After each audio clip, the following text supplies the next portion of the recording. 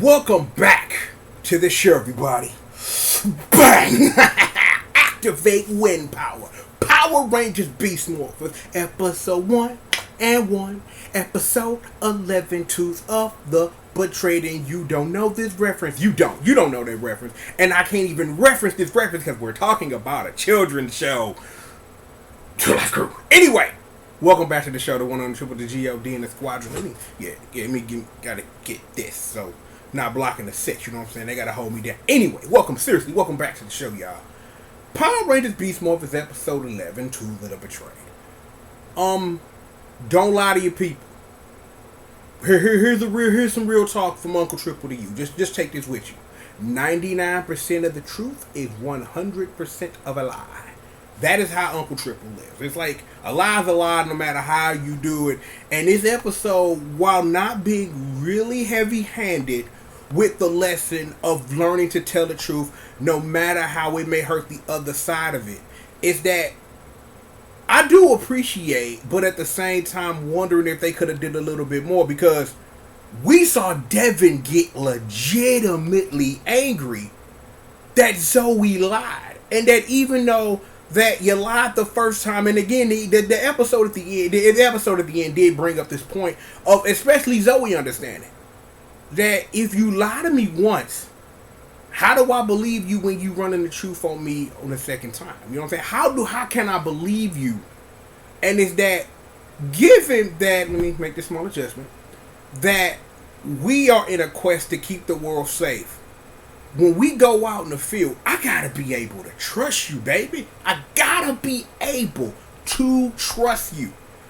Is that, again, at the end of the episode, because everything was resolved, is that Devin understood ultimately after he calmed down a little bit and relaxed, that because a lot of it that he was hot about, his VR system being broken by Betty Cakes and Little Butter Betty Cakes to an extension degree, of understanding that, and Zoe trying to keep the heat off of them.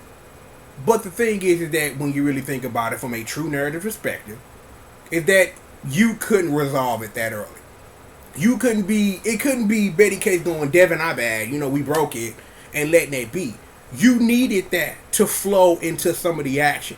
It's that it didn't flow into actual combat, because when I think about Go Busters, and we're going here, where you could have fight footage that would reflect what was going on. So you needed that whole live thing and Devin being angry about his VR system and the Nate's doohickey going wrong or whatever, even though being destroyed by the Robotron itself, and we gonna get into that a little bit later. Of all that breaking down for them to learn, like they sat up here and were literally dismantled. This monster literally dismantled 4 Rangers. And what was the killer part that I kind of laughed at is that they all get dismantled and you got Nate sitting up here like, we ain't got no weapons. How are we supposed to fight the monster? Well, kind of how you normally fight a monster, or how you fight Tronics or whatever, by doing the Jason spin kick and then have everybody else do powers or whatever. Because, those actually came into play before Roxy Cake disappeared or whatever. But again, like I said, is that while I appreciate what they did, is that they were a little because of the footage they have for Go Busters, where you could have some instance where you had Devin and Zoe sitting up here not being able to trust each other in the field because you lied about a VR system. And I kind of see that point now, sitting back and thinking about it as I'm talking to you guys. But yeah, everything got resolved in the end. Even little brother Betty Cakes, after Devin dropped the machine, sat up her and made the Tecmo Super Bowl say like this, wee! And I'm like, yo, that's kind of dope. Little brother Betty Cakes, aka Young Ben G, showing up. I gotta appreciate that. Sharks or something. But yeah, we'll talk about that. But see, here's the thing though. That isn't really what I wanted to talk about highlight about this episode. I want to talk about that flip side of that coin. Evox and the squadron, dude. Man. L Blaze out there taking another L. L Blaze, baby. Go play some Virtual Fighter. See, that's going to be my link to now. I want to tell people who are watching Power Rangers Beast Morphers to go play Virtual Fighter 5 Final Showdown. But the thing that I am starting to appreciate about the flip side of the coin is how Blaze and Roxy are sitting up here in this competition with each other. And I don't really think this is even about, at this juncture, character wise, about impressive Evox or even trying to get one over on Scrazzle. I really think that this is literally a bid for legitimate power. And don't forget what I've predicted is gonna happen. Evox finna take that L. And again, and somebody else gonna be the big bad of season 2 with Scrazzle still working under them. But something gonna happen with Blaze and Roxy because again, L Blaze went out there and Young Juice gave him the L. This one right there. He sat up here like, yo, I'm finna build a Robotron. Nah, I got cheetah speed, bro. Slash that. Hold this. Man, I'm out of here. Peace. And just left. But I do appreciate how Roxy really took to the moment and trying to do what it is that she trying to do. And I really appreciate that her arc is taking this turn of this bit of power. And it's like, and I really think a lot of that can really be attributed to Liana Ramirez sitting up here killing it as Roxy. Because see, the thing is, not only do you have to write this, but the actor you put on this has to sell it. And Liana Ramirez is literally selling this. I don't know what term to really call this, but this bit of power for her to sit up here to get all the juice so that she could be the one out here delivering else to Power Rangers. So it should be interesting to really see that side of things develop, because it's become a lot more interesting than what the Rangers over here doing. It's sitting up here literally watching this structure of the Evox scale and who's sitting up here getting on what. Right now, the legitimate score right now is Roxy 2, L Blaze 0. But that's kind of what you expect from a character named L Blaze who takes nothing but L's. Excuse me. But for real, like, I'm like, that's what I wanted to sit down and really highlight real quick and make sure that I did before we get up out of here, is that the villains are becoming more compelling, even though they are not getting the screen time that you think something like this, and I will be talking about this heavy, would get. They are literally sitting up here doing a power struggle with limited screen and story time and making it work. And I have to commend that. But again, you have to sit up here and wonder, as you sit back as I do and as you do, if you're sitting up here watching the episodes in Nickelodeon order and trying to figure out, like, where does this turn go? Because again, like I say, what's the score? Roxy 2, El Blaze 0. Goose egg. Goose egg. You got nothing. You it's like I'm like, Roxy went out there, even though the Robotron got defeated, sat up her and got the gorilla joint. Then L Blaze fails. She sitting up her coming up with the idea. She like, Scrazzle, you can put things together, right though, fam?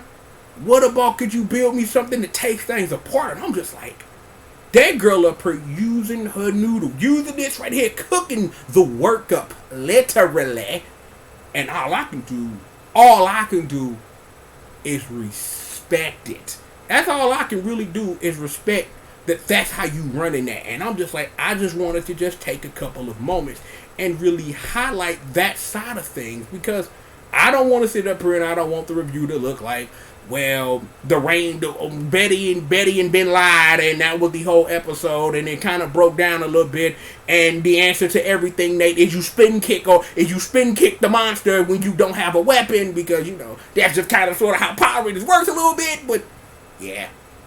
But again, everything was resolved, and it's like, when I really think about it this way, because I got to get into this, because I just hinted at it, given that, you know, that I was trying to play it up, of understanding again, because I talked about this in earlier episodes, about how team building within the character building in this world that we're trying to build matters.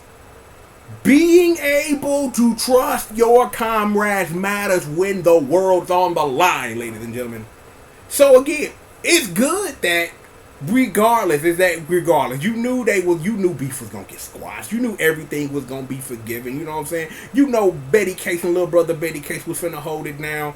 You know what I'm saying? I'm like, Devin gave Zoe that hug, and it's like everything was all good. You knew that was going to be your ultimate result. And knowing that because things are what they are, and that Power Rangers is the adaptation, is that in the grand scheme of things, this episode, in the fact of we're building a team and the characters in the world around it, small footnote. Because again, the character's not gonna remember. Hey, until the clip show. Hey, yo, remember that time you lied to me about my VR helmet? It's pumpkins and other than such. No. But again, I just wanted to just illustrate the point of, yeah, bad guys doing it. They have become a compelling part of this show, especially with Roxy stepping up, and I'm sitting up here and I'm interested in that because again, like I said, I am interested to find out like where can you take this with 7 more episodes. With 7 more episodes, is where can this be taken? And that's kind of the question that I have. And it'll be fun to tune in every week to sit up here to watch these questions get answered. So, buckle up. It's about to get bumpy. Wink. But seriously though, thank you for joining me for another installment of Triple the God Speaks on Power Rangers Beast Morphers 1 and 1. You put them together, it's 11, and then I made a reference to 2 Live Crew, which probably 99% of you people don't even know because that's before your time. But seriously, thank you for coming through. We appreciate it. If you got who it is that I am, I'm of course the one and the only, the triple, the G.O.D. Hashtag Entertainment's #1 dope man. And of course, Mr.